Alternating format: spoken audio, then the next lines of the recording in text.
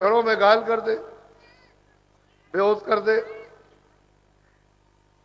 दो सिपाही फौज से आ रहे थे, अपने घर जा रहे थे। दोनों ने छुट्टी ले ली, साथ ही साथ आए। साधन सामान लिए हुए थे। जिसको जिससे बदला लेना होता है वो अपना बदला ले लेते हैं। जंगल में जा रहे थे, उनको प्यास लगी। एक कुएं पर एक सुंदर स्त्री बैठी थी, अच्छे अच्छे कपड़े पहनकर। जब देखा कि अकेली स्त्री बैठी, वहां कोई नहीं है, तो एक भाई ने कहा कि अरे भाई प्यास लगी है, चलो पानी पी ले। तो घूम पड़े और कुएं के पास गए। उससे पूछा कि ये पानी अच्छा है? कि ठीक है। तो उन्होंने लोटा डोल अपने झोले से निकाला और नीचे डाला, पानी निकालने लगे। और उससे बड़ा भाई उससे देवी से बात करने लगा। वो बहुत हंस हंस करके बात उससे करती रही, बहुत प्रसन्न होकर। तो बड़ा भाई उससे मोहित हो गया। उसने कहा कि अच्छा जरा सा हम आते हैं गांव से। तो गांव में गया कुछ मिठाई लेने के लिए। तब तक वो छोटे भाई से बात करने लगी। कह लगे नहीं, आपकी बात बड़े भाई से हो गई है, मैं आपसे कोई बात नहीं कर सकता हूँ। कह लगे अच्छा, तो मैं अभी तुमको बताता हूँ। बस उसने क्या काम किया, कपड़े फाड़ दिए और बस कुएं पे कपड़े फाड़ के बैठ गई। जब वो आया, कह लगे ये क्या हुआ? कह लगे इसने कपड़े फाड़ दिए। बात उसने कृपाण निकाली, आवाज जोर से लड़ाई हुई, उसने उसको मारा, उसने उसको मारा, दोनों मर गए। निकाली, आवाज जोर से लड़ाई हुई, उसने उसको मारा, उसने उसको मारा, दोनों मर गए। यह है माया का रूप।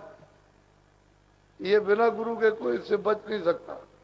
अब दोनों को खत्म कर। वो वहां से भेद बदल कर चली।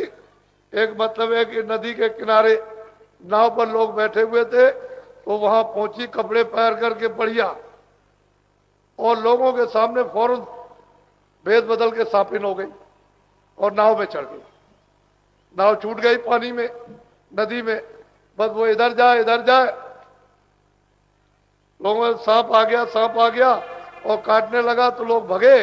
नाव मतलब एक तरफ हुई, उलट गई, उसमें सब मर गए सांप के साथ। एक बुढ़ा था उसमें साधु, वो किसी तरह से उसमें बचाते बचाते, यानी मतलब एक किनारे पहुंच गया, तो लोगों ने उसको पकड़ लिया, वो बच गया।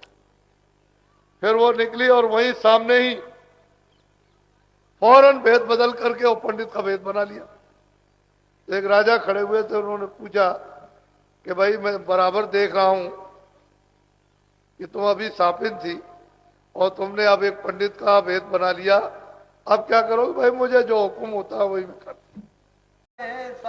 जब तुम मन को रोक करके रखोगे और घाट पर जब तुम आ जाओगे तो दयाल, वो दीनों पर सुरतों पर दया करते हैं और तेरी पल पल घाट पर तेरी संभाल करेंगे, तुझे बहने नहीं देंगे, गिरने नहीं देंगे।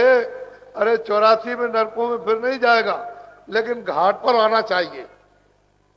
घाट पर नहीं आओगे तो बहुत मुश्किल। घाटी पे लाने के लिए ये तमाम तरह के सत्संग होते हैं।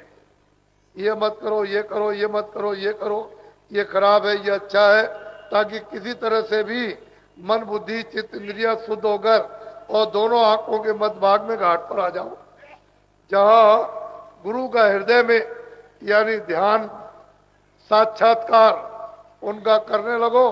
कहते फिर तुम्हारी पल पल संभाल करें, फिर पकड़ लेते हैं, छोड़ते नहीं।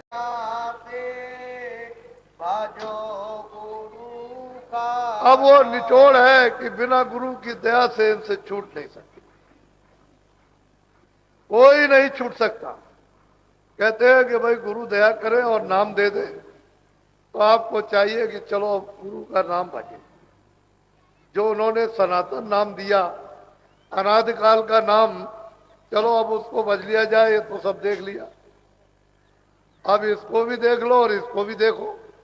तो होशियारी से गुरु नाम भज लो और बिना दया के काम होने वालों नहीं। गुरु की कृपा से इससे बच पाओ। ये बड़े दांव और पेच जानती है, एक क्षणों में घायल कर दे, बेहोश कर दे। दो काम ले लिया और छो। तो ये काम लेना किससे सीखोगे? महात्माओं से। बगैर उनके सिखाए हुए कुछ जान नहीं सकते, और माया से, जड़ चेतन से कुछ काम नहीं ले सकते।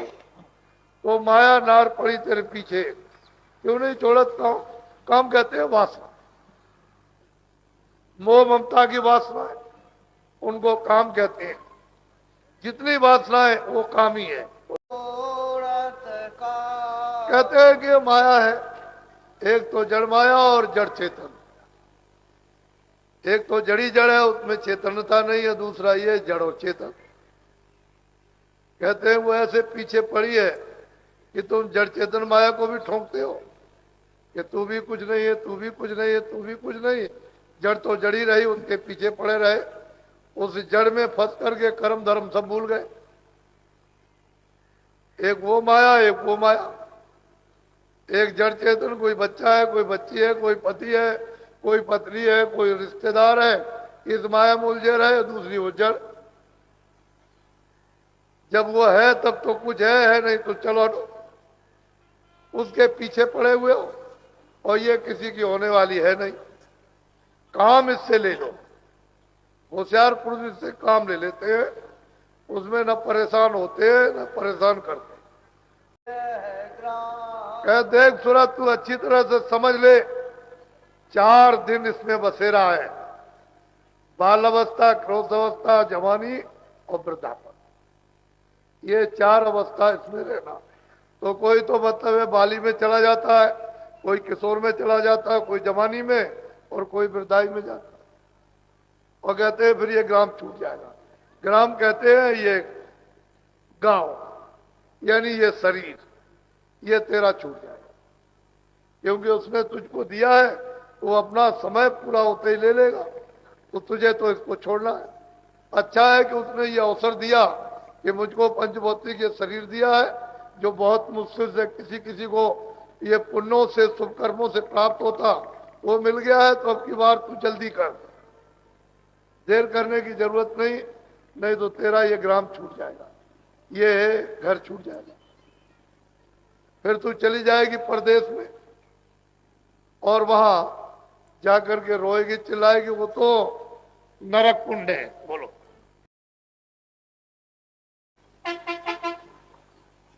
तो महात्माओं ने जो जो क्रियाएं बताई, आप अच्छा कपड़ा, अच्छा खाना, अच्छा लेना, अच्छी सेवा, अच्छा बोलना, अच्छा देखना, अच्छा सुनना, तो प्रारंभिक इससे इंद्रियां शुद्ध रहेंगी, और काम पर, क्रोध पर, लोभ पर, मोह पर और अहंकार पर आपका हाथ पत रहेगा। तो आपकी बुद्धि भ्रष्ट नहीं होगी। बुद्धि भ्रष्ट नहीं होगी तो ज्ञान अज्ञान का आपको बोध रहेगा।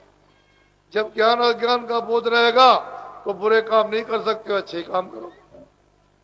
तो फिर यह कर्म सजा नहीं होगी, कर्म का दंड नहीं भोगना पड़ेगा। फिर जब बोध रहेगा तो हम किसी की हिंसा नहीं करेंगे, पशु हो, पंछी हो, आदमी हो, छोटा हो, बड़ा हो। शिक्षा वही तक अनिवार्य दंडित की शिक्षा दी जाए। रहा हो तो आप जानते हो, तो किसी की समझ, तो संत मत समझ में आई नहीं सकती। संत मत का पहला उपदेश खान पान, शुद्ध हाथ करो और अशुद्ध का परिचय। और धीरे धीरे धीरे धीरे जो भी आपने नशे जो नुकसानदेह है उनको छोड़ दो। नशा तुम अपनी शरीर सुरक्षा के लिए कोई करते हो, वायु विकार के लिए, जैसे तंबाकू, बीड़ी, सिगरेट।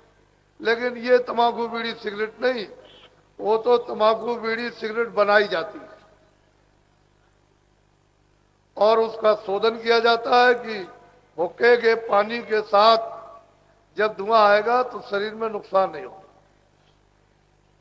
और आपका वायु विकार बादी का निकल जाएगा। उस समय पर तंबाकू बनाकर हुक्का रखते थे। जब देखा कि इसमें थोड़ी दिक्कत है तो आप सूखी पीने लगे। फिर जब देखा कि और इसमें आगे तैयार नहीं, रिश्तेदारी में जा रहे तो फिर मतलब है कि बीड़ी का चलन होने लगा।